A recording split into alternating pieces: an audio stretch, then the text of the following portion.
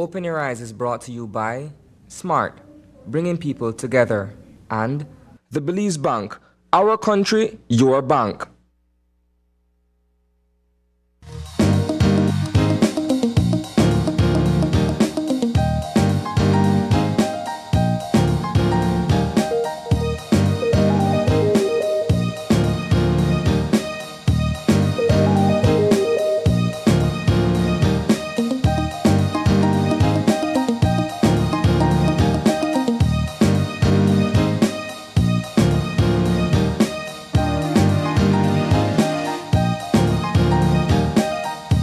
Good morning and welcome to Open Your Eyes. Start your morning right. I'm Sabrina Daly. And I'm Paul Lopez. And good morning, Paul. Good morning. How are you surviving after the celebrations? It was a quiet day for me. Okay. I had a day where I could have just relaxed. I'm a bit under the weather, I must admit. On Monday, spent a lot of time in the water. I usually love being in water, but swimming, right? And then on Monday, I spent a lot of time in floodwaters up west. I'm talking water in Benke, water in Bolitri, water in San Ignacio downtown. And so it affected me, I have to admit. And so for our viewers out there, if you have any bush remedy, any traditional medicine you want to throw out there as ideas I could take, or even something you want to bring over to Channel 5, I'm open. But that's how I'm doing. He's very nasal, as you guys can tell. But you know, while getting ready for work today, I was thinking to myself, man, this week feels kind of strange. Oh, yeah, it's such a strange week. We've gone through a huge tropical storm over the weekend into Monday. And then, of course, that kind of suspended things for schools on Monday. And then there's this Tuesday celebration where we completely forget about what we just went through over the weekend. Yeah. And it's like, okay, full celebration mode. And then now we're back to work on but then Wednesday. I had to also remind myself that it's not Monday, and that the weekend is like upon us. Yesterday sort of felt like a weekend. It felt kind of like Sunday to me. So today feels strangely like a Monday. Actually made rice and beans at lunch yesterday because my mind was coaxed into Sunday dinner. Sunday. So I made Sunday dinner yesterday. I ate hudut on the 18th night. Yeah. So I reached home to some hudut, but we'll talk about it. Yeah, I know for a lot of people, they probably feel the same way. It's kind of like a strange Monday, Wednesday, almost Friday type feeling today. But regardless of that, it is Wednesday morning. So we're just halfway. We're at the hump of the week. And of course, we want to say thank you guys, as always, for joining us wherever you are. If you are at home or if you're already tuning in at work, joining us, thank you so much for starting your morning right. We do have a couple topics to jump into, Paul, so we're going to jump straight into What's Buzzing.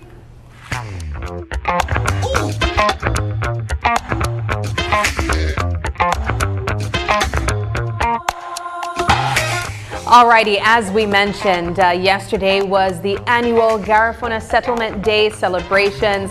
I know it was highly anticipated, but it did bring about some rain this year, a lot of rain actually. And so much so we were sort of wondering if the celebrations would even be suspended yesterday. Nonetheless, it went about smoothly. I know a lot of people headed down south as they usually do. Of course, we also saw quite a few activities take place here in Belize City by way of the Belize City Garona Council. This here that you are seeing on your screens is actually in Belize City. And they did promise us, they came on the show on Monday as well as on Thursday, speaking about what we can expect from them here in Belize City. Now, I know for a lot of people, they look forward to the 19th celebration. Garifuna, non-Garifuna, tourists, Belizeans, we all love the culture that comes with this ethnicity. And because of that, we have to say a huge thank you to all of the establishments that welcomed us, sharing their hudut, whether with pigtail or without pigtail. We also saw the annual now controversy, Paul, where people are saying do we do pigtail or not to pigtail? I even saw Compal make a personal post bashing the pigtail eaters in the hudut, saying the ancestors would be so upset. And you had your hudut as well, you said, yes? Yeah, I had some hudut. Actually, I left work, and to my surprise, I was greeted with some hudut from a lovely Belize City resident who made sure that I got some hudut. They sent it off to me from earlier or late in the afternoon, but I saved it specifically for the nighttime, and I was thinking of saving it for the 19th just to feel that. Did you eat your hudut beside your Christmas tree? I had to. you know I had to, because my wife she was hell bent on putting up the Christmas tree from October. So we plugged in the Christmas tree and we ate some hudut. What surprised me yesterday was the fact that despite the holiday coming smack dead almost in the middle of the week, the turnout was huge, especially in Damgriga, which shows that people were willing to go down and celebrate the festivities or join in the festivities, even if it was only for a day, even if only for 24 hours. Of course, it's way more ideal when you do it on the weekend, but to see that large crowd that we saw yesterday in Damgriga, and then of course the crowd here in Belize City. And what has me super excited is the fact that these celebrations remain a mainstay in our annual calendar celebrations, and the fact that we continue to recognize the resilience of the Garifuna people. They are one of the cultures in Belize that hold fast to their tradition, that holds fast to their language, that passes on the music and language and the food from generation to generation. And they are not a closed off culture from the rest of society. They share their food with us. They share their recipes with us. They share their music with us. And Punta music, Punta Rock and all those things, they have no boundary in terms of which culture could celebrate it. Even though all of it noga aisleways like we don't all have punner skills. We still join in the dancing. That's true. Listen, even if your waist can't move like some people, I see some people attempt, and it's great attempts. I applaud them, but you see me on the show. You see when I try to punner, you know I don't have it. You know I don't have it, but I take part because they open their doors. They open the culture for us to take part in. For Guys, me, that's a lot of pride. I just want to say, it was just this year that I heard us stop saying punta and now saying punner. It's punner. And I love it. It's so funny to me. But yeah, I know that we all enjoyed our 19th. Well, at least most of us, those who got their hudut. I did not get any this year, though, I have to say. That's okay. I'm hoping, though, that even if it's a little glass of sahal, I'll be happy to locate at least a small amount of that today, because that's what I usually look forward to when the 19th comes around. But that does it for our 19th celebration. And here in Belize, one thing we know for certain is when the clock strikes 12 for the 20th of November, in Belize, that ushers in the Christmas celebrations. And for some reason, we've been seeing a lot of memes on social media where they say Mariah Carey is melting, as you can see here, there on the screen. And I know that a lot of people are now saying, all right, it's time for the Christmas tree to go up. So is it now safe to begin to say Merry Christmas? Absolutely. Merry Christmas. I started saying it from like 8 o'clock last night. Merry Christmas. Yeah, because getting it out of you kind of creates that atmosphere that in your mind, all right, we're officially in the Christmas season. And I love that. So Merry Christmas to you and to your family. And a Happy New Year. Yeah, I even saw I even saw here in Belize City that the Belize City Council already started taking out their big Christmas tree. I think it was over the weekend. I might be mistaken. For almost a week back, they began to assemble it. Okay, yeah. So, but I don't think they put it up because they know it was going to be quite a hot debate here in Belize. And that's one of the conversations that we often have here in Belize. We really love and admire our Garifuna heritage and the culture that we have here. So much so that we say, nope, the trees do not go up. The Christmas trees do not go up until after the 19th celebration. So my question is to you guys, when is the appropriate time to put up your tree and start saying Merry Christmas here in Belize? Is it in the start of December? Or is it on November 20th after the drums are now put back in their locations? And then here's my question. What's your favorite Christmas song? Right? And in your playlist of Christmas songs, which of them did you want or did you play first? Right? And so for me, that's a question for you. We're getting into the festivities. It's a time when people begin to put up their trees, lurk out the ham, lurk out the turkey. Some people are buying new male, new curtain for their house. You know, we got full works, right? And then you ask yourself, all right, so now who they come over again? Like we have to do all of this, paint the house over. The Christmas cleaning. Right, the Lord and Savior Jesus Christ himself is coming to visit, and we must ensure, listen, there needs to be some stressful times growing up in my house because mommy want everything spick and span. And it's going to continue because now you have a wife. It's tiring.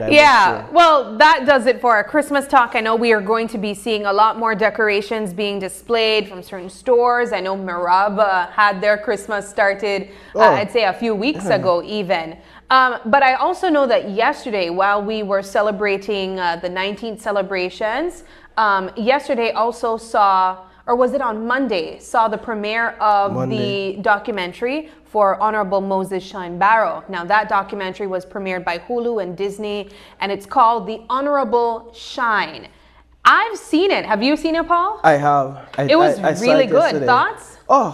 Thoughts. Where do I begin? First of all, it's getting raving reviews. I think if you look across social media, there's a lot of reviews from different individuals, people who are politically aligned, people who are not politically aligned, sharing positive, riveting reviews about this documentary. And I would encourage anybody who hasn't seen the documentary to go out and take a look at the documentary through Hulu.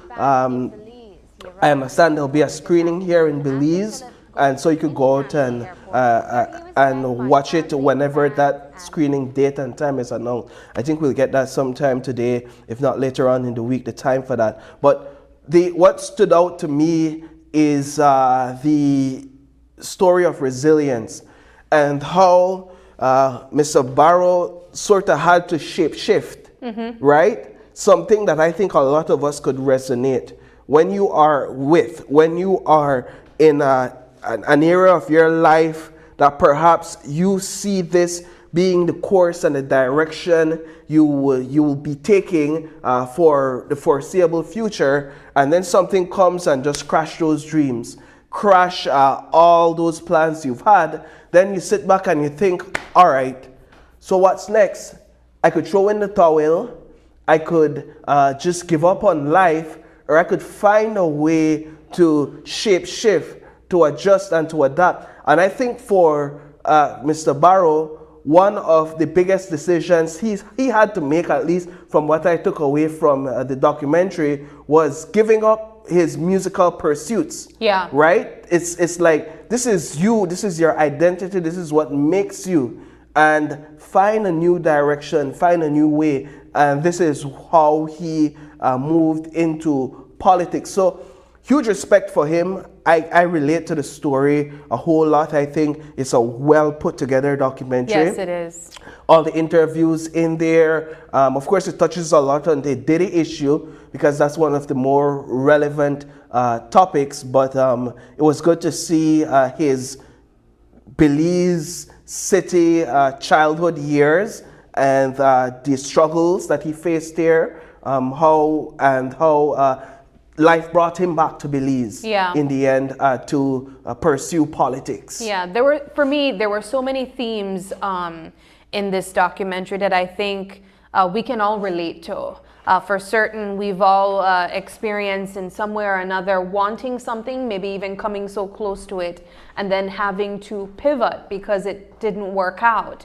Of course, Barrow experienced that, but on a larger scale and with the entire world watching. Of course, the Diddy topic also coming up, I think, is really relevant, not only because of what is currently taking place with him in particular, but because Shine's interaction with Diddy and leading to that point in that nightclub, which subsequently led to him being incarcerated and deported, is a real part of him coming back to Belize and starting this new era of his life, his political journey. And because of that, I think it all ties in so perfectly. And both of them kind of rely on each other. His story is not just him as an entertainer, but it's him as a politician. For me, I think one of the things that also stood out was, of course, the different interviews with persons who would have known him in his youth, in entertainment, his family members. We saw Michael Finnegan even speaking about when seeing him after coming to Belize and even crying, bringing him to tears. Frail. Yeah, how frail he looked while he was in prison. Also the fact that he chose to align with Judaism versus people who would go to prison. Apparently, Muslims. They would often be Muslims. It's true. And how he tended to go against the grain in almost everything in his life was really interesting to me. But the question is, Paul, do you think that this documentary will impact potential vote for him?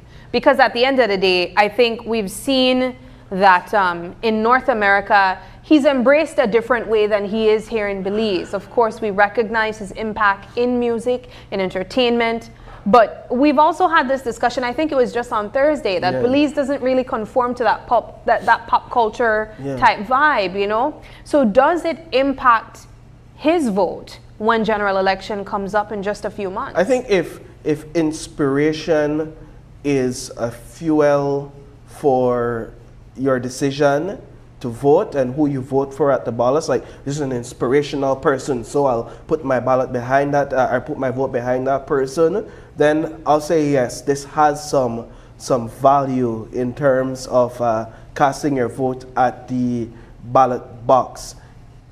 If you are looking to see what an individual has done in terms of your country and in the politics, this documentary doesn't provide a lot of that in terms of all his political achievements here in Belize, besides him moving from Mesopotamia era rep to party leader to leader of the opposition, right?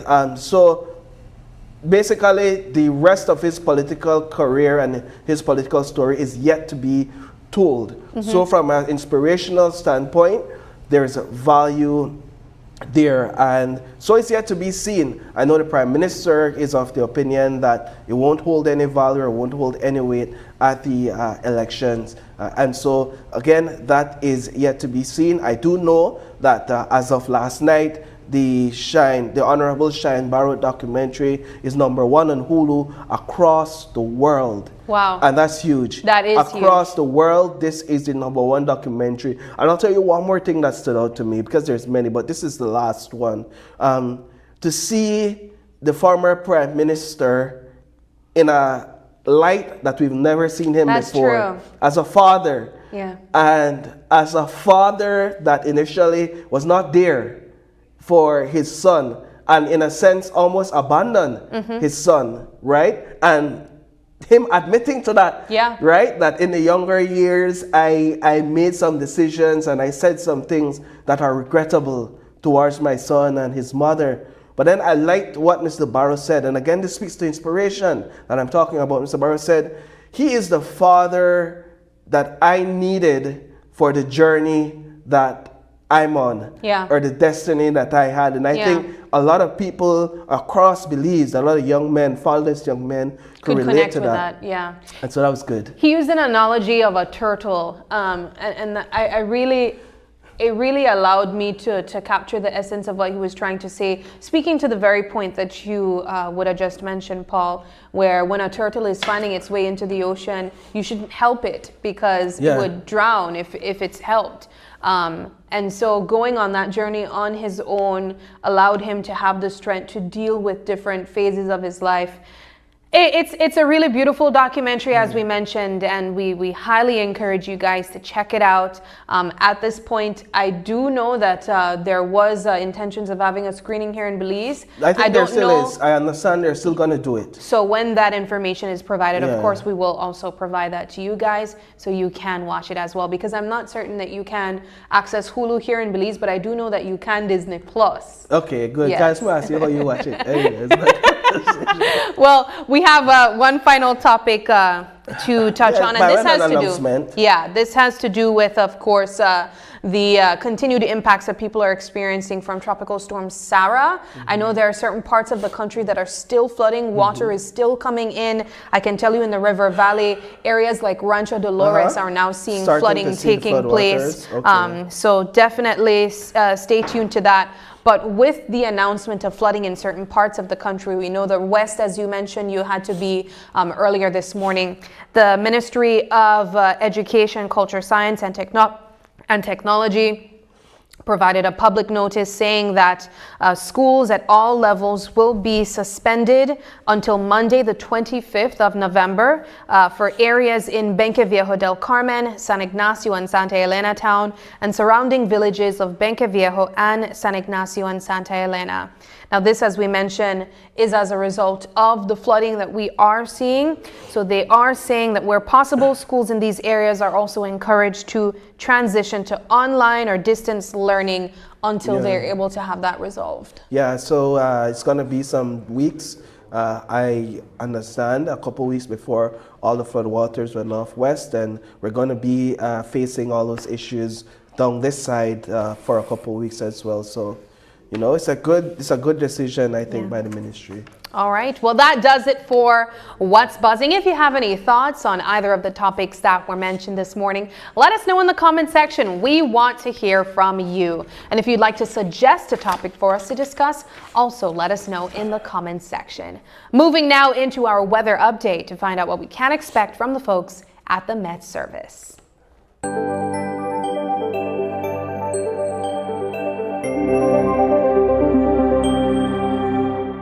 Good morning. Prefrontal activities ahead of a cold front will begin affecting the country later today. Skies will be cloudy at times today and tonight, and a few showers and isolated thunderstorms will affect most areas by this afternoon and tonight. In the outlook for Thursday and Thursday night, a few showers and isolated thunderstorms will affect mainly southern areas Thursday as a cold front crosses the country. Winds today along the coast and over the open seas will blow from the east and southeast at 10 to 15 knots, and seas will be choppy. Low tides will occur at 8 o'clock this morning and 6:43 tonight. High tides follow at 2:09 this afternoon and 1:04 tomorrow morning. Temperatures this afternoon will peak at 75 Fahrenheit up in the Maya Mountains, 85 along the coast, and 88 inland. The moon will set at 10:43 this morning, and sunset is at 5:16 this evening. In the sargassum forecast, impacts, if any, from sargassum will continue to be minimal, as observations show little to no sargassum over our area. In the tropical weather outlook, tropical cyclone formation is not expected in the North Atlantic, Caribbean Sea, or Gulf of Mexico during the next 48 hours. That's the latest from the Belize Weather Bureau. Do have a pleasant day. All right, and so that's your weather update for this Wednesday morning. It's a bit foggy outside, and so you understand what's going to happen with that. And so what we're going to do now is we're going to jump into our eye-opener for this morning, and it's taken from dailyarm.com. Sabrina, I would do the honors, but I'll hand it over to you. Yeah, all righty. And our eye-opener goes like this. There is a gift in not remembering who we are when we are born into this lifetime. The gift is the journey. Many of us wonder why we do not remember who we were before we were born. We wonder what it was like to be a soul without a body, and what it will be like to be one again. Many of us have a strange sense that we do remember, as if we did experience a bodiless existence, but we can't quite recall the details. We may remember feeling as if we were flying, or as if we were just incredibly light and unrestricted in our movements. Still, most of us do not recall anything in detail about the time before we incarnated into a human body. There is no doubt that life on Earth is difficult in ways that life outside of a body is not. As we modulate our energy to move into a body, our consciousness changes, and this is a necessary change. Forgetting other levels of being protects us from a confused and divided experience. Soon enough, we will be back where we started. So thinking too much about it now is a bit like being on a fascinating journey and spending the whole time thinking about going home. It is more in alignment with our purpose here to be fully present in the gift of this journey, unreservedly offering our energy to the experience we are having right now. Yeah, I have to always remind myself of this. There was a period in my life not too long ago when I sought to be present intentionally. And then there's so much that's happening, so much deadlines you have to meet that's days away, that you begin to lose focus of the present. Yeah. And if we could spend more time in the present, I think our lives would be more fulfilling. So it's a great reminder for me this morning. Absolutely. I'll leave it on that. I want to hear from you guys, your thoughts on this morning's eye-opener as well. Moving now into our show lineup, we have a jam-packed show this Wednesday morning for you. And starting things off, we will be joined by the National Women's Commission to speak more about the upcoming 16 days of activism against gender-based violence. And then our second conversation will be joined by representatives from BTEC as they dive into how they're planning to train those in the marine tourism sector.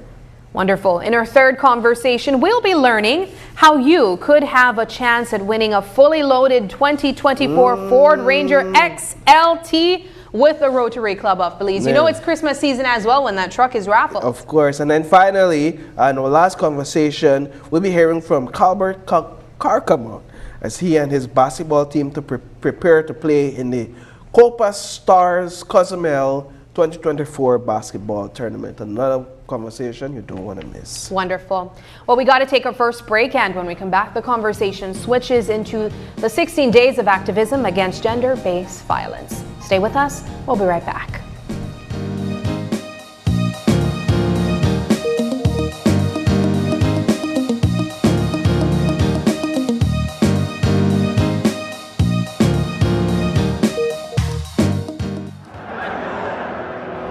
My name is Hermine Vega. El Patio Grill has been using Belize Bank for over 25 years. We only use Belize Bank at our restaurant. That's why we were able to win this trip to Europe. I had never been to Europe. We found out it was Madrid and we were excited and we went to this football match. The teams reached before the game and everybody was just outside, you know.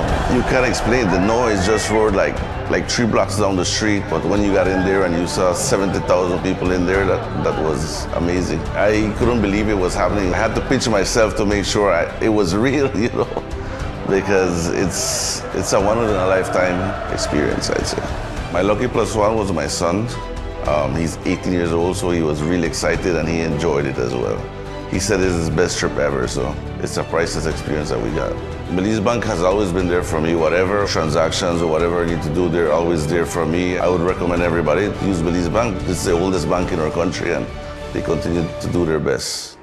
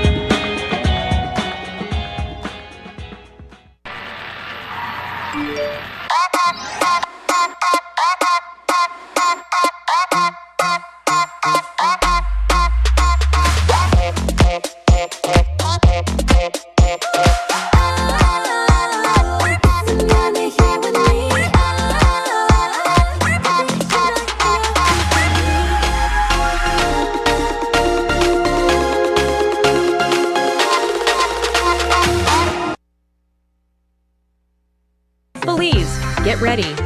In Your Kitchen, Belize Edition is bringing you simple, healthy, delicious meals made just for you. Join Chef Ainsley and our team of nutritionists as they show you how to turn local favorites into nutritious, tasty dishes. Plus, discover the amazing health benefits of everyday foods right from your kitchen. Catch the premiere on Channel 5 on November 18th at 7:30 p.m. And tune in every Monday after for healthier cooking that's easy and fun. Brought to you by the Ministry of Health and Wellness with support from Taiwan ICDF, making healthy cooking a Belizean tradition.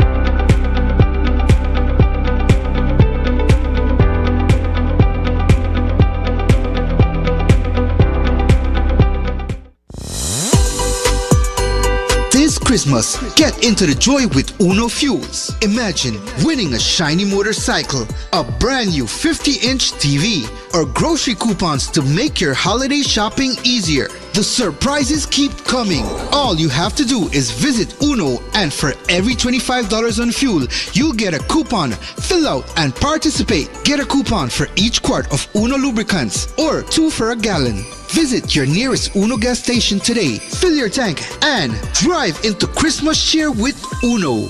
Uno, a brand committed with the future.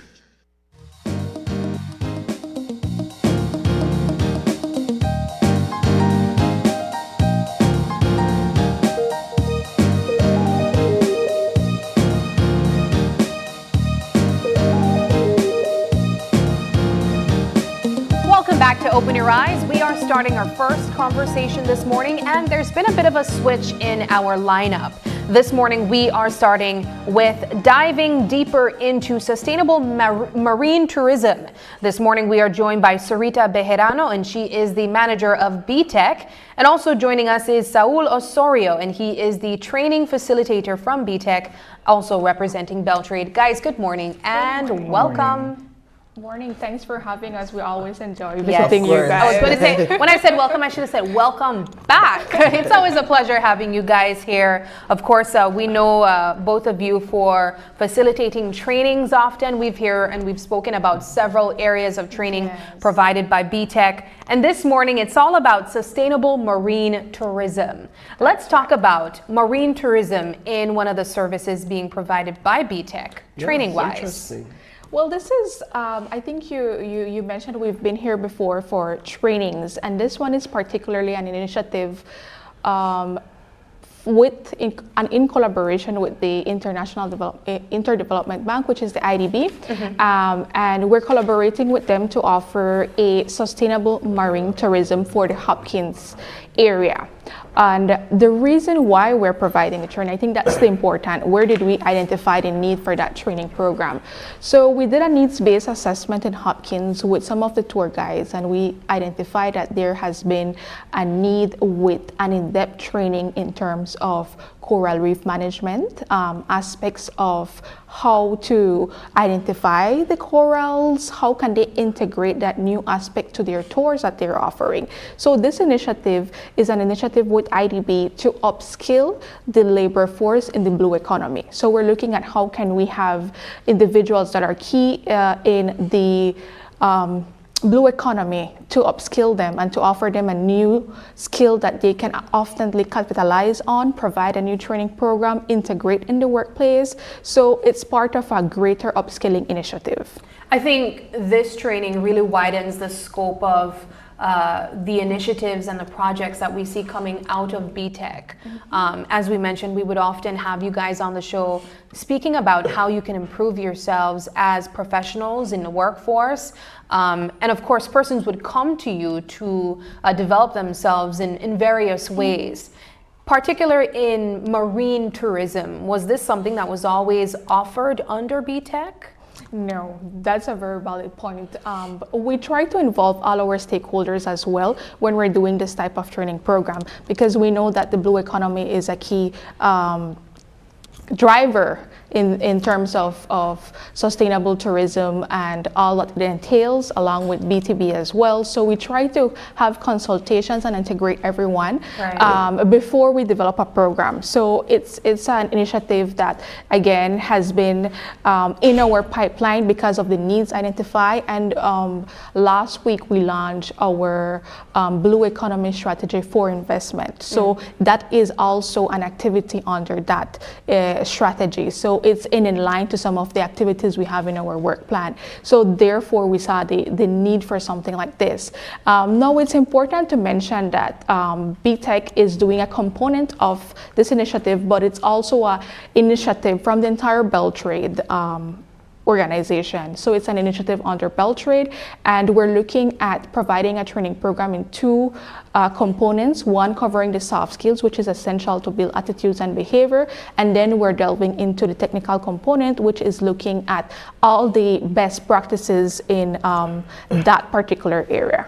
So I want to bring Mr. Osoro into the conversation, just to go a bit deeper into who these trainings apply to and how the practicality of it in applying it in the field or in your workplace. Yeah, sure, definitely.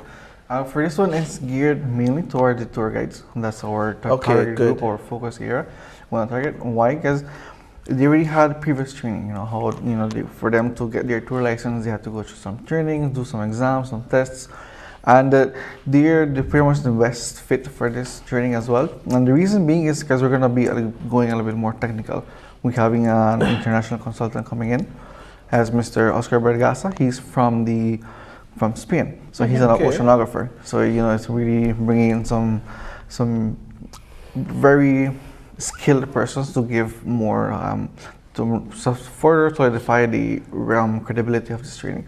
We're gonna be doing some topics, say coral identification, coral reef management. We'll be teaching them what is the current status of the Mesoamerican, especially in Belize. We're going to be starting off with some soft skills, teaching them proper communication, time management, the arts of sales, having them. And that's what we know from BTEC. We expect that from BTEC.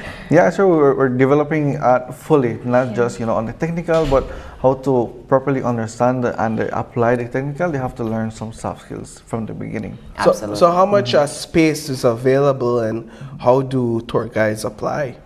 That's a good question. And that's the reason we're here, to bring awareness on the initiative and to also share that today we're launching the call for application, meaning that there will be a link posted on the Beltrade Facebook page whereby you can apply. There is a 14 to 15 questions whereby you need to fill out to share with us why you want to apply, how you can benefit, how this can benefit the employees of your business, how this can benefit the tour guides and so forth, right? So we're looking to understand a bit what is their need, and there is a total of 20 space available for this particular training. So we're encouraging that if you have any interest in this area and can apply it to upskilling yourself and also continuously protecting the reef. I think that's important, to continuously offering the services, bring awareness to tourism in Belize, but also doing it in a sustainable manner, conserving our natural environment. One of the things we identify is that while we're doing these tours, there are several things that maybe we take for granted. For example, the sunscreen. How does that damage the ocean, you know? So this training is looking at also bringing aspects of how the tours can be done in a more sustainable manner, protecting the reefs, and of course in turn our jewel that is Belize as well. Is there a fee associated with the training? There is no fee associated to the training. So who's sponsoring this, and how much time do these tour guides have to give up to get this training? Sure, for this one there's no cost attached to it. It's all collaboration from IDB and Beltrade, so we're going to be pretty much covering that cost. And we know that tour guides are very busy, especially in January when we'll be having this training. So we gear this for it to be an evening training session for them. Okay, so 3 to 6, I see that? Yes, 3 to 6, that's the time we have allotted for this one. So they can pretty much have their normal tours. They're not going to be able to let's say give up a day's work, so they can work during the day and they can come on the training in the evening along with us. Does this training come with, say, a certificate that they can add to their portfolio saying that they're certified in a certain area? Is this type of training appealing in that way? Yes, I mean, when we complete our trainings, we do provide a certificate, and in this one, we will also provide a certificate as well, and they will always include it within your businesses as part, for them to promote themselves. I am certified in this area. I know about coral reef management, so they can appeal more to their business and increase the more in their business as well. So how do we ensure that we capture a large audience in terms of from across the country, and not just tour guides in a specific location like Southern Belize? Well, that's a good question. This is our first pilot project to this particular training program. So we wanted to target it for Hopkins in particular because we saw the needs there. We did the assessment and the tour guides there expressed their interest. And if this project is successful, we're hoping to launch it throughout the country. So the aim is to understand how it impacted. We're doing an evaluation at the end, a report, a focus group to see how has it impacted their knowledge, how they integrated it in the particular business or in the workplace, and based on that feedback we can improve it, we can adjust, bringing all the stakeholders that's necessary, and continue rolling out that project in different areas as well. So when these tour guides get this training, will they then be able to perhaps open a new service or offer a new service and generate additional income, or is it something that they'll add to the service that they're already doing? So if you take out tours, you could add these knowledge and skills, or can you just do tours specifically focused on the lessons you've learned here with the corals and ecotourism? Yeah, that's a very good question. In reality, we're looking to upskill the labor force, so therefore the skills and the knowledge apply. We're looking to have the tour guides integrate new aspects to their tours or offer a whole new tour, for example, in coral reef identification. You take your tourists and you go to the reef and then you help them identify the coral reef. That would be an exciting particular tour to do. If you're a passionate or a lover for this particular type of blue water and coral reef, this is something that you would be interested in. So that is the aim. We're trying to help them upskill themselves, bringing new tours, also integrating new aspect maybe to the existing tour if that's the first step that they need to take. What is expected of them though in terms of, do you all have like a monitoring system after that, or is it just you get the training, you've been with us, and we trust that you'll go out there and make use of this investment that we've placed in you? No, definitely. We do have some monitoring follow-ups we're going to be doing as well. Not just prior, right after the trainings. We're going to give them some time and see how they're going to adapt the knowledge and how they're going to pretty much make it their own, right? So then we're going to come back in specific time. We're going to come back, do another focus group along with them, see how this training has impacted them, impacted their business, their tours, and how it's been going outwards. Yeah, so we will be keeping track, we will be having follow-ups. And it's not just a one-time thing. No, we're going to be having, continue having follow-ups with them, seeing how they're monitoring and using it as well. Wonderful. Are there any future projects that we can expect from you guys as well, especially now that we are seeing a type of training that goes against what we would expect from you guys? Yes, we're trying to work with the key areas in Belize. So providing that soft skills and integrating a technical component is something that we want to now start focusing on, and focusing on tailored and specific technical training programs to ensure that we're upskilling the labor force in different areas, not just in the soft skills, but we want to also bring the technical component. At BTech, we have the soft skills expertise, but we collaborate with entities such as IDP to bring in the technical expertise to integrate our comprehensive training program. So for this ending of the year, in regards to BTech, we have several free training programs for the workforce. So visit our Facebook page because we have several of them to end off the day.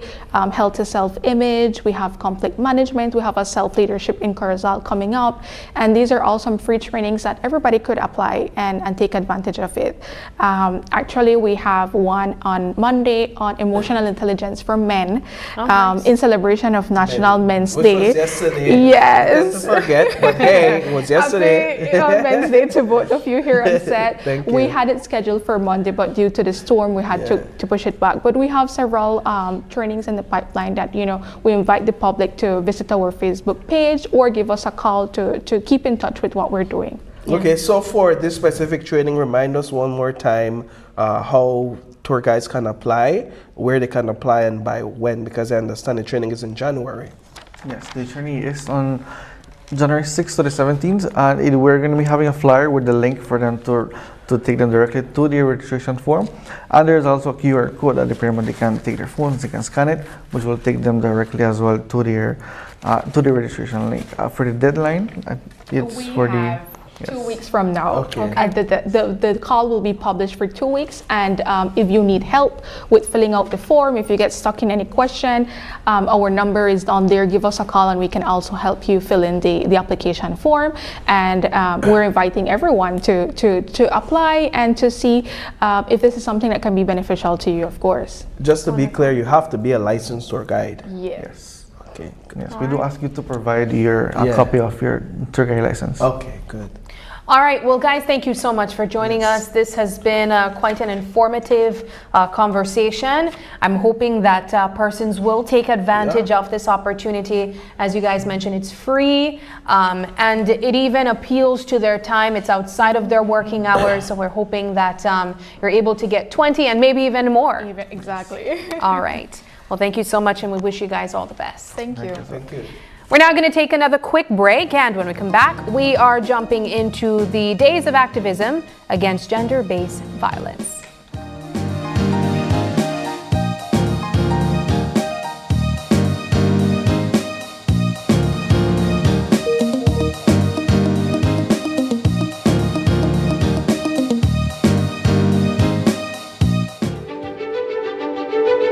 Technology is ubiquitous, and it's transforming how, when, and where we work. Fulltech Systems is placing award-winning devices in the hands of information workers, allowing them to work without compromise in a world without wires, to innovate, create, and to maximize productivity anytime, anywhere, satisfying the needs of the desk-centric remote and field worker and every other worker in between.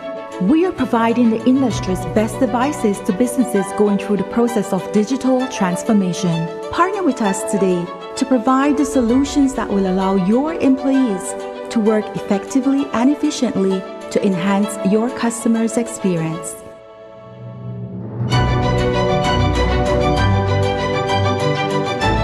Fulltech Systems, your technology center, where you'll come for the price but stay for the service.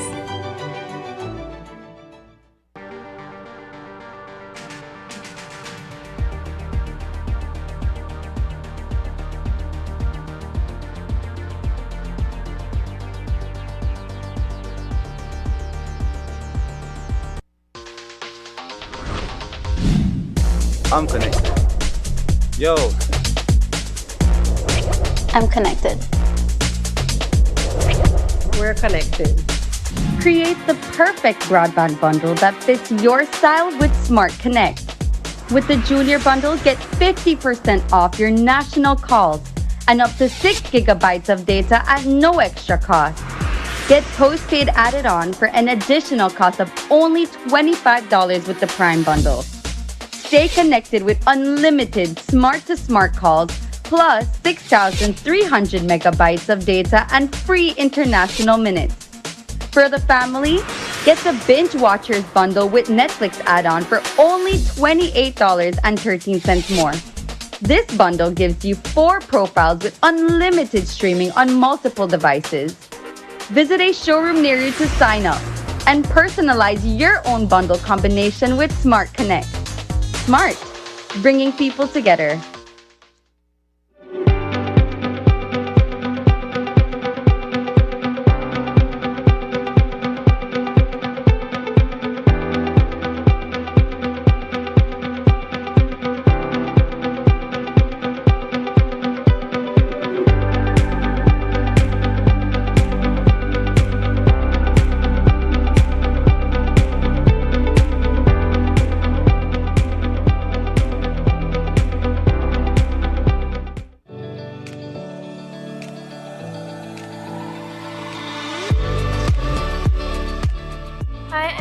My name is Reja Ravan Senegal, and I am 11 years old. Distractions such as drinking, answering a phone or text messages, talking to passengers, or paying attention to someone else. When a driver gets distracted and fails to notice a pedestrian crossing the street, this can cause an accident. Speed limits in Belize are reasonable, so drivers should follow them. Be patient and pay attention to avoid accidents. We are elated and we want to commend BL for this initiative. Our students always want to do more, and we want to thank Raisha for what she's done for the school. We also want to thank BEL because the funds that Raisha won allowed us to have new classroom windows for a lower division building. And as for BEL, again, we commend you, we thank you, we are grateful.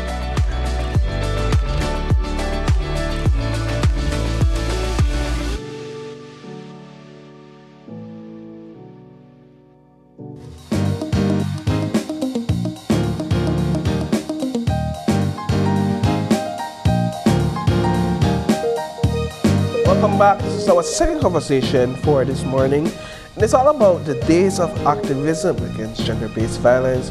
And we have joining us in studio Ms. Thea Garcia Ramirez, who is the chair of the National Women's Commission, and Eleanor Murillo, who is executive director of the National Women's Commission. Good morning to both of you. Good morning, ladies. Good morning. So, let's talk a bit about the days of activism. 16 days, correct. 16 days of activism against gender-based violence, and what's planned for this year? This year, the theme is #NoExcuse, and that builds on previous theme, like it ends with me from 16 to 365. 16 days, the work that we do in gender-based violence is not just during the 16 days, we just amplify our efforts along with our stakeholders and partners. And so this year with that theme, you know, the educational component is so very important. We also will be we look a lot at data. We look at what are the programs, our policies, action plans, and so on, and trying to get as many stakeholders involved as possible. And so it's a global commemoration, but in Belize we do it countrywide, so we leave no one behind. And so it's very inclusive of government, NGOs, civil society, business community, and so we have a wide range of activities throughout the 16 days and beyond. Now we'll get into some of what the data shows and some of the reality on the ground, but I still want to stay on the activities that we have planned. And I believe we have a calendar that will be able to show, but the day officially begins next week, November 25th. Yes. But we're starting to celebrate. Well, for us, we want to do we're planning our launch in March for Friday the 22nd in Belize City. 22nd. So some of the other municipalities will be having it on Monday, which is the start of 16 days, but we like to be unique, and so we want to do it on Friday. So the launch will be at House of Culture at 10 a.m. Okay. And then we have a march downtown Belize City, to show visibility that we're serious about the work we do. We want to end gender-based violence in Belize. One of the things that you pointed out, Ms. Murillo, was that the activism and the conversation is not only in 16 days or for 16 days. We have this conversation of the need to end gender-based violence prior to the awareness of the 16 days of activism and even after that. Right. As it relates to some of the strides that we have made so far in the Women's Commission, what are some of the things that you guys can identify as some of the progress that we would have made? Well, I think one of the biggest things that we have been able to achieve recently was the acceptance of the gender policy, the action plan for Belize when it comes to, and within that encapsulates the efforts for ending gender-based violence. I think most recently the National House of Representatives passed the end of child marriage, and I think that today is the Senate meeting that goes before the Senate today. I think that was crucial as well, because child marriage is also a form of abuse and a form of violence against young girls. We were having young girls, we have currently young girls as young as 13 engaging in early child unions and child marriages. And so that is again signaling, we no excuse, we're moving forward, and we have no tolerance. The ministry, the minister, the National Women's Commission, all the civil society organizations and businesses have adopted a no tolerance, a zero tolerance when it comes to gender-based violence and to all these issues that affect young women and girls across the country. What is the data showing about the prevalence of gender-based violence in Belize? I wish I would have good news for you when it comes to that, but in several areas, I believe I was looking at some of the most recent data. Belize is right up there in terms of, in the region, I think per capita, we rank number 1 in the region when it comes to femicide, is that? And part of the problem is that we don't classify femicide differently from murder.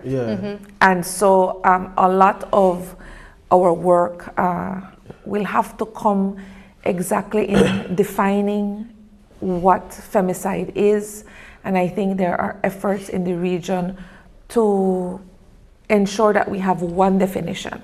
And so then we would be able to compile better and clearer data to give us a more comprehensive view of exactly how prevalent it is. We're having still the stereotypes, the biases that we sometimes confuse for tradition and culture, that we still have to battle with every day, and this year's theme, for instance, says no excuse, because a lot of the excuses is, and you hear it with people just talking every day, well, that's a man and woman business.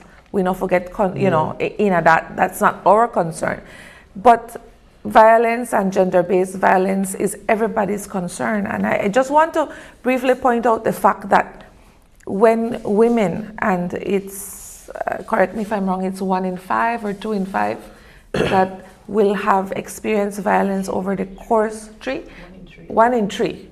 So you're talking about 33% of women and girls will experience and know sexual and or violence and abuse during their lifetime in this country. So out of every 3 women we're 3 in here, 1 of us has or will experience violence. And already I can tell you I have experienced violence in my lifetime. And so it doesn't lie. That statistic is very real, and we have to understand that. But I believe that when a woman is hurt, she accesses services, for example, like the health services. And those are paid by all our taxes. So you can't tell me that it's not everybody's business, because it absolutely is.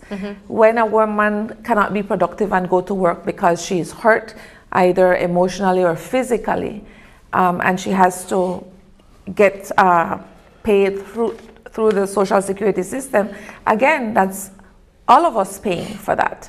So it's not just something that is between a victim and a perpetrator. One of the things we often hear is that it's a private matter. It's not. That's one of the more common responses to it. But one of the things that I also wanted to point out is something that you mentioned just moments ago, that 1 in 3 of us would experience some form of violence.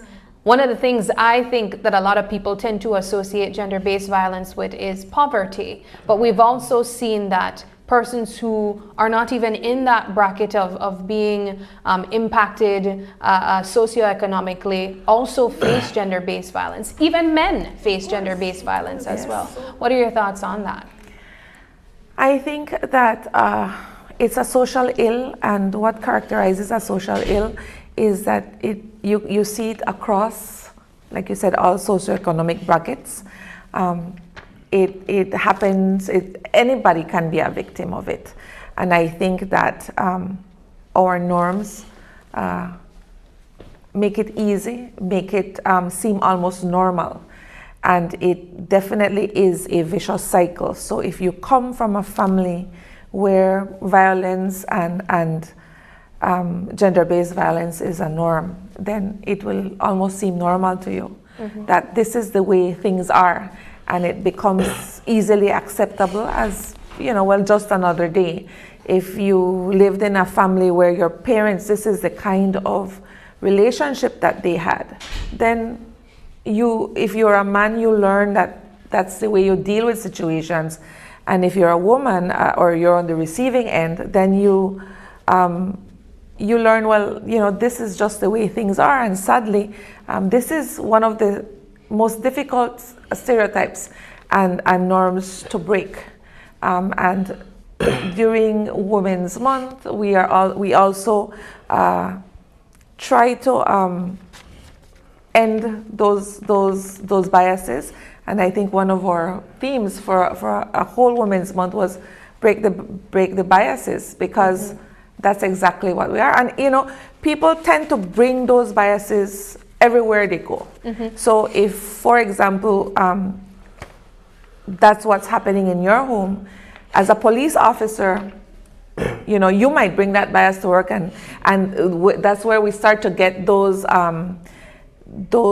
that feedback from people that say, I went to the police station, I tried to report what was happening to me, and I was told, listen, miss, go back home and make up with your husband, because you're going to make the report, and 2 days later you're going to drop it, because because that would be, a police officer maybe bringing their own experiences and biases to work, and instead of doing their job, it kind of taints what they're supposed to be doing.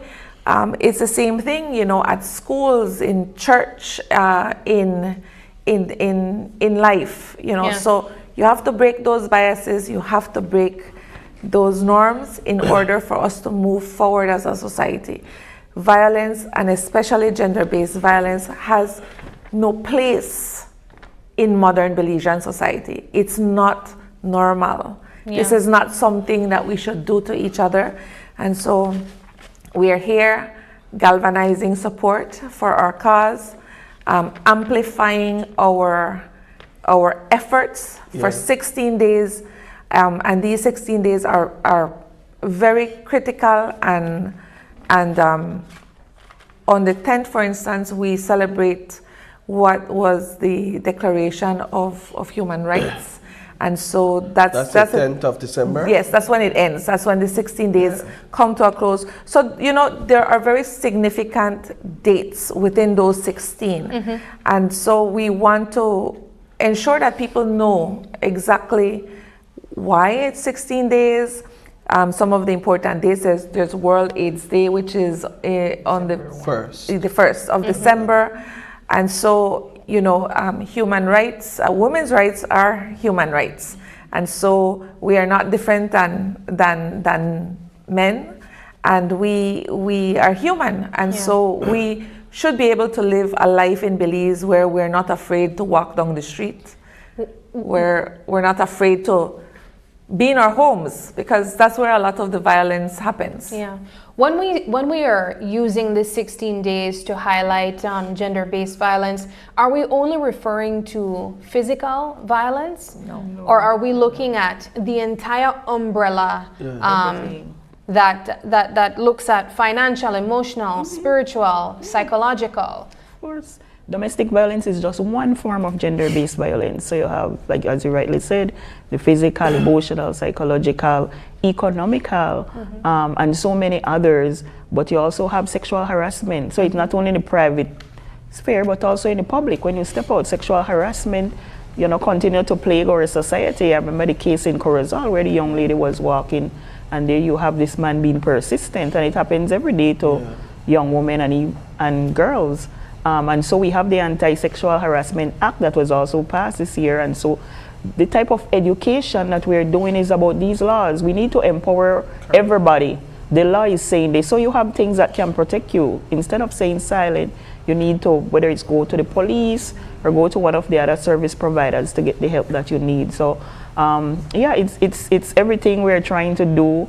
One of the things we're doing this year is working with a lot of the workspaces, and we're having these lunch and learn sessions, you know, and again, empower, like Digi, they have invited us, some of the call centers have invited us to share this information.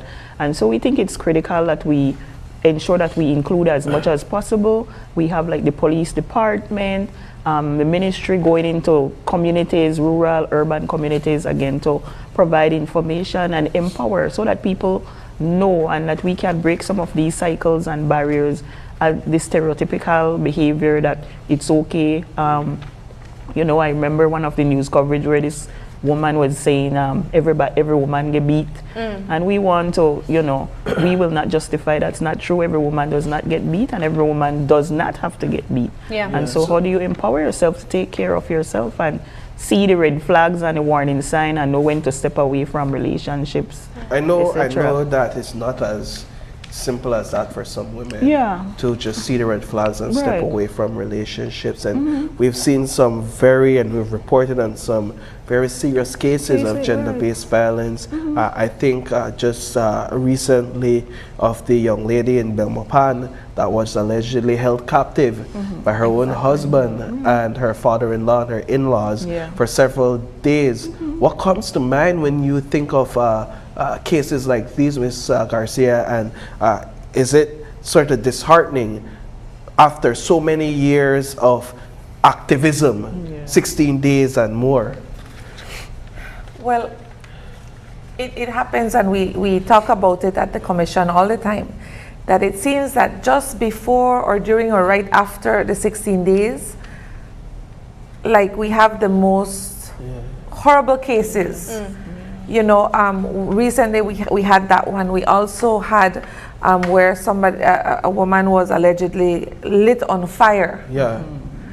In Cozumel, for instance, we had a double murder, a mother and a daughter. That hit close to home because that is my hometown. We had somebody else, another woman, get beat in the face with a hammer. For me personally, every time something like I hear something like that, for me personally, I'll tell you what comes to mind. That could have been me. That was me. And in the extreme cases where it results in the death of a woman, or in some cases like in Cayo a couple of years ago, the mother and the daughter, 8 years old, was killed. Could have been me and my child, or me and my children. It seems as if it's something that only happens on TV or you see on the news. But for 33% of women and girls in Belize, that is a reality. It is surreal. I am one of the survivors, but many women in Belize don't get out alive. They just don't. They never make it out alive. And I want to say it can happen to anybody. It happens to a lot of us. It happens to more of us than probably, you know, we let on. And I think that shining a light on this deep, dark secret in Belize is, and which is why I share my story, and I'm very honest and candid about it. And probably because that fuels my work. And because no one should have to feel like that in their own home. You know, your home is your sanctuary. But for many of us, it has been and it continues to be a battlefield. When the doors close at night, you're locked in with somebody who might kill you, and you might not see, you might not see morning. And I can't stress enough how important it is that nobody should should have to live like that, live in constant fear. It's like you're walking on eggshells all the time. And so I appeal to anybody watching, if you need help, look for help. You can go to the police, you can go to any hospital or health center, you can reach out to any of the human development offices in all the districts. You can, I mean, there is help. There are safe houses, and obviously for safety reasons we can't tell you where those are, but you can be referred to by the women's support services, women's and family support, family support affairs department. Right. Yes. Yeah, that's a new name, right? Yes, that's a new name. I'm still having trouble with that. Yeah. But any of the offices for human development countrywide, you can also go through the police department and they will call in a social worker to help you navigate. Because, and I want people to understand that when you have been beaten or terrorized mentally or physically within an inch of your life, it may just take and sap the little bit of strength you have to make a report. And some of us at that moment in time are not ready to go in front of the courts and let it all out and deal with that. Which is why we get a lot of cases that are called report for future reference, and that's okay. You are absolutely allowed to do that. And if you have to come a million times and say, I want it on record and it's for future reference, you have all rights to do that, and the police must make every effort to document that. Okay. And you know, just it doesn't always have to end in court, but it must be documented. Excellent. So with that, we are going to wrap up this conversation, but I'll just give you a few seconds to give some final thoughts. Okay. So gender-based violence is very complex, right? There's no one-size-fits-all. Hence the reason we have, as Ms. Thea said, we have the National Gender Policy, we have an action plan, we have a social and behavior strategy to see how we can, because we need the behavior change. Education is not enough if we're not seeing the behavior change, and that's where it has to begin. And it's at all levels. It's not just people in the community, but also decision makers and people in positions of power. So we want, again, hashtag no excuse. We need to stop making excuses and do better, right? We're tired of seeing these heinous cases against our women and girls. And men and boys can also be victims, and so we're not taking that lightly either. Nobody should be hitting, nobody should be cursing, threatening, harassing anybody. We need to respect and love one another. And so, you know, light up your space with Orange during the 16 days. Support some of the activities. You can go on the National Women's Commission Facebook page and see all the different countrywide activities that you can get involved with. So get involved. It's not a private matter. It is a public matter, and so we need to ensure that we begin to decrease these numbers because they're not looking good. And then on Friday in Belize on City, Friday we have the launch and march. In other districts it will be on Monday. Okay. At 10 o'clock. At 10 o'clock. Yes. Excellent. All right, well guys, thank you so much for joining us. This has been a wonderful conversation, and we wish you ladies all the best. Thank you very much. All right, we are going to take another quick break now, and when we come back, it's all about shooting for the Copa Stars Cozumel 2024.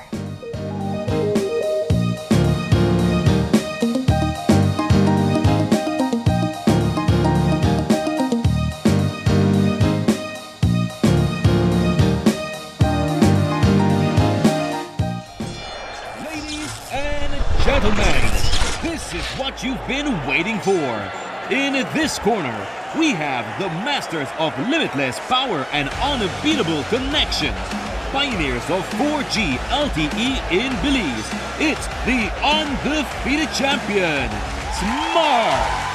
And in the other corner, struggling to keep up, it's the other guy. Fight!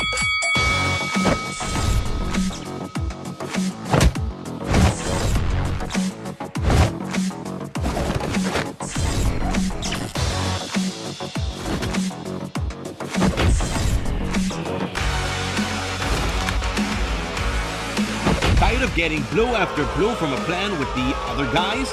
It's time to tap out and join the winning postpaid plan provider. Smart's postpaid plans are a total knockout to the competition, and they have once again powered up their postpaid plans. Sign up for one of Smart's boosted postpaid power plans today and experience the victory of superior service. Smart, bringing people together. Design Depot, your all-in-one destination for transforming your living spaces. Explore the world of GE with our selection of cutting-edge appliances for functional, convenient, and modern living. Find solutions for every paint project, from home to industrial, with our extensive selection of Sherwin-Williams paints and coatings. Safeguard your home with the durability of our weather-resistant windows and doors. Elevate your kitchen and bath with the timeless elegance of Kohler sinks and faucets. Transform your space with our constantly refreshed tile inventory, always embracing the latest tile trends. Design Depot, all in one place. My name is Waluko Mejia. I'm the General Manager at Copa Lodge here in Toledo, Belize. The Belize Bank service we appreciate most is the Belize Bank ATM and the use of its debit card. It makes it very accessible for our employees here at Copa Lodge. Essentially, they could access the ATM on their way home after work, and also that the local stores accept the use of a debit card.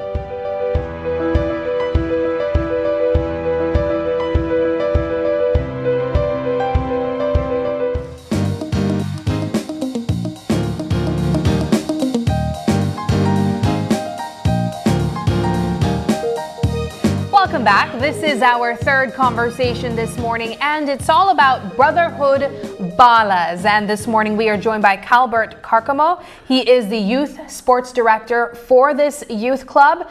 And essentially the club is a space that empowers young athletic boys, I understand. Yes, since the starting of this initiative, you guys are now finding your way and even getting opportunities to play outside of our borders. Right. You guys are headed to Cozumel for the Copa Stars game. Yes, before we even get into this upcoming game, let's talk about Brotherhood Balas and your initiative to provide a space for young boys to engage in the sport of basketball and find something positive to do. Yes, ma'am. Well, basically the club, it's a basketball club, no, it's not just a team. It's a club. What we do, we take kids from the ages 5 to 17 and we develop them, teaching them the basics, you know, the fundamentals of the game, discipline. We have we work together with CRD because we have some kids in the program that, you know, need little assistance. Some of them don't know how to come out. So me as the coach, I try my best to identify the ones that need the lead help, no? Yeah. But I don't just do it like that. I go through their parents, so make their parents get in contact with the one in charge of CRD. So they got, on Tuesdays, they got a session. Every Tuesday they have a session where they go through.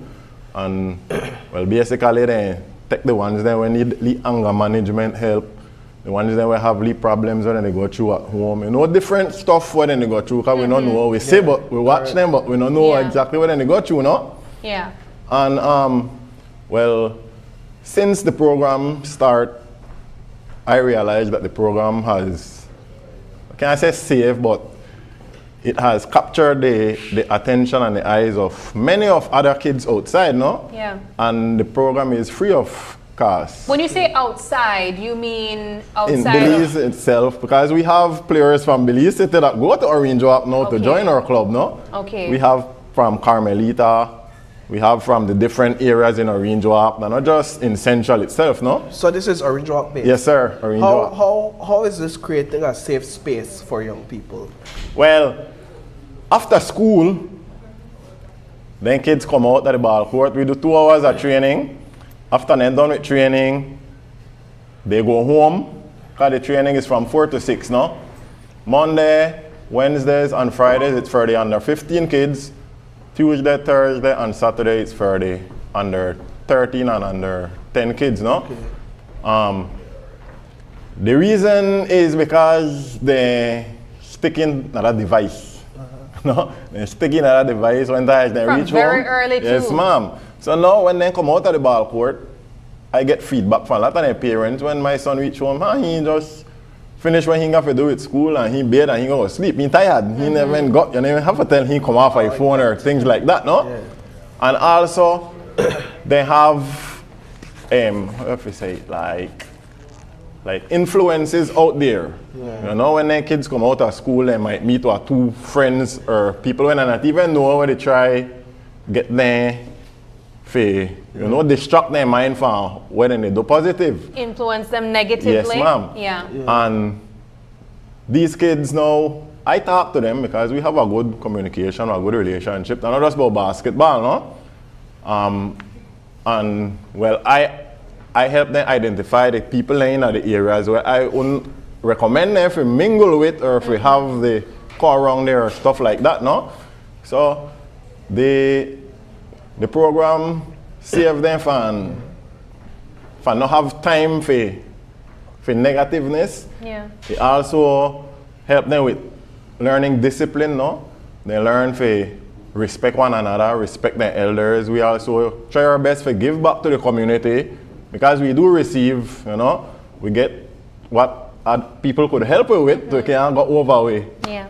But so, Mr. Karkama, one of the things that we always applaud is seeing community members coming out and doing what they can with what they have. Yes, you have a gift, obviously, of playing a sport well enough that you can now teach other young people. Yes, you're also providing mentorship to other young people as well, showing them the right and the wrong ways and what the consequences will look like if they choose one over the other. In terms of your own personal journey that led to Brotherhood Ballas, is there a particular point in your life that brought you to this, where you wanted to provide that mentorship to these young people? Yes, ma'am. Yes, ma'am, definitely.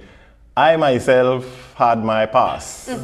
Right? I had my past. I ended up at a young age caught up in the street. Can't blame my parents, because my parents are awesome parents, you know. But that just an example. I have a living proof then, you know, that no matter if you're rich, you have everything. At the end of the day, that you will make your choices the way you make your life, no? And I mean, I've been to prison. I've been wrongfully accused. I've done stuff that I did, no? I'm not a saint, but I reached to the point where I watch most of the kids out there, and I watch how life is right now, no? And if I may have this, or I may have somebody like this, they do something like this to me at that age, I believe, I know me, I turn to the street. Yeah. You understand? Because I may walk on home when I don't do my schoolwork. Like when my kids in the do right now, I get permission to go play ball. When I don't play ball, I have to come home back. I don't have time for nothing else but school, basketball, and my home. No? And I used to go out, and like I tell you, I used to do it for the elders first, but I realized that the kids then they get neglected.